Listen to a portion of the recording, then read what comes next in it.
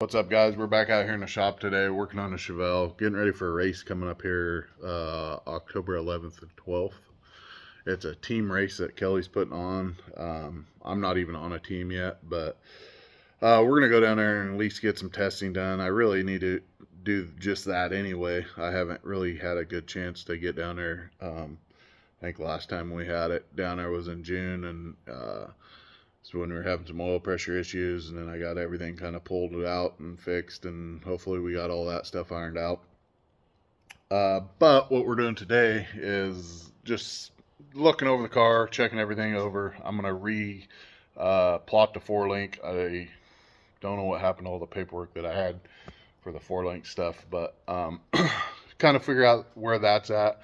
I think it's somewhat close, but I would like to know exactly where it's at because I'm going to change it if it needs changed. And with that being said, we got some low dollar shock sensors for the front and back. I'm probably only going to have time just because of football and work and stuff, and this race is like 2 weeks away.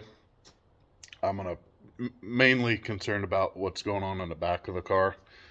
So I'm going to get those put in there. If I have time to fabricate the mounts for the front and get those on there, I will. And then also I want to add a good clean ground. So when I wire a car, I try to land all the grounds for like the inside of the car, like anything electronically. I try to have one ground point, so I don't take a sheet metal screw and ground close to everything. Everything goes to that ground point, and then you really need to have a good ground cable that goes from there all the way to the battery. Well, I've never really had issues with this car and any like dirty signal or anything like that, but I'm trying to prevent that from happening. So I'm going to add like a 8-gauge wire from right there where it has a bulkhead ground on the firewall all the way directly to the battery. So then we know it's a good clean ground. We shouldn't have any interference with that. And since I'm adding a few other little sensors here and there, I'd like to keep up on all that stuff. But with that being said, that's kind of what we got cooking today. Nothing too crazy.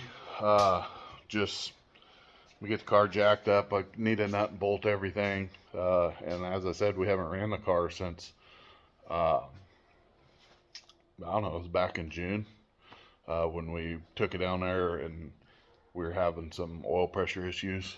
Hopefully we got all that ironed out. Hopefully we got the boost controller stuff ironed out. It seems to go up on the 2-step just fine. I put like 6 pounds on the dome just to see how much boost I can make and how fast, and it went right to like 6 pounds in the driveway in July. So technically the car has not even been touched. I serviced the fuel system and it's been sitting here since. So things just been crazy with work and just not really being able to drive. So I haven't got to do much. So I'm really excited to try to maybe go out and get some good testing in. This car has been good so far. Everything that we've asked it to do for it being a brand new build and stuff, I feel like I'm moving in the right direction. I just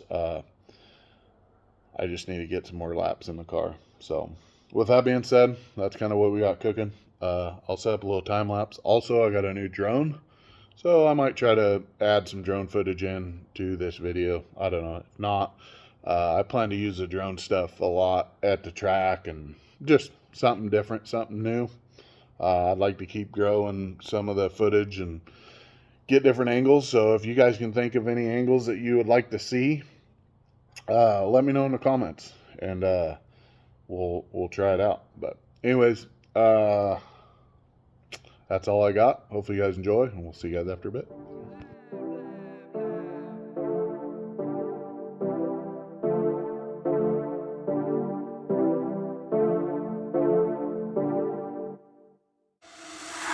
For the record, I'm done trying to make y'all comfortable. For the record, you ain't trying to grow, then it's done for you. For the record, lab on me going all the way. For the record, ain't trying to link, no time to waste. For the record, For the record, yeah. For the record, yeah. For the record, yeah. For the record, for the record, yeah. For the record. Been a little too nice to y'all. Now I gotta up price on y'all. Snake eyes on dice for y'all. Shoulders on ice for y'all. Frozen. A6 all the hate. I won't get involved today. Got lost in the ball and age. All right, guys, I got the shock off, and I ordered these deals. They're just a threaded deal, and it just replaces the nut, so it comes off. I mean, pretty common deal. And then the shock sensor will come. Well, here, let me see if I can kind of half flip. So it goes on there like that, and that's the nut now. So that goes down and tightens up against there. And then this, oops, the shock sensor will mount to there and then mount the other end. Well, the problem I have is the way that my shock mounts to the rear end is a little bit different. So that ain't gonna work. So what I'm gonna do is I'm gonna take this deal and I'm gonna weld it to the bolt that holds the shock on, and that will space it out just enough. Let's see.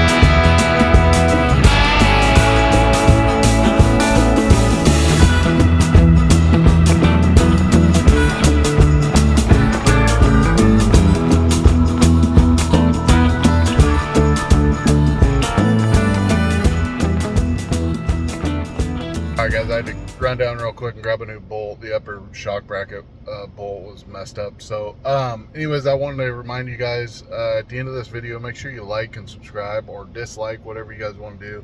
Let's try to grow this channel a little bit. I'm having a fun time trying to put stuff together. Hopefully we'll get the channel grown up a little bit where I can make more consistent, better content. But just a quick reminder. Anyways, thanks.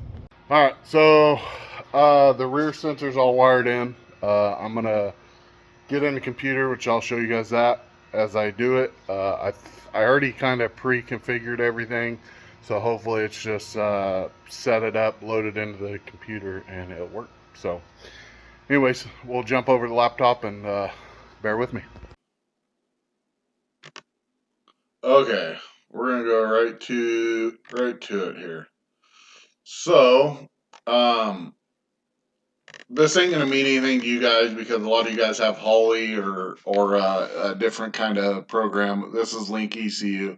So I got both the inputs, rear travel sensor and the front travel sensor. I got them all pre-calibrated and in the car. So I'm gonna go ahead and just store that to the ECU. Now let's try it out. So right now the front end is fully sagging. Let's see here. Okay. Yeah, the front end is the blue one here. I'm going to push on the back of the car. So I'm going to push down so like it would be squatting on the car. The back of the car is at right height. The front of the car is full extension down. I'm just going to push on the back just a little bit. Yeah, I went down barely any, like less than 3/4 of an inch. Now I'm gonna go, like I said, the front end is completely dropped out right now, so it's at full extension. I'm gonna go ahead and get it back to ride height, and we'll check that out. Hang back.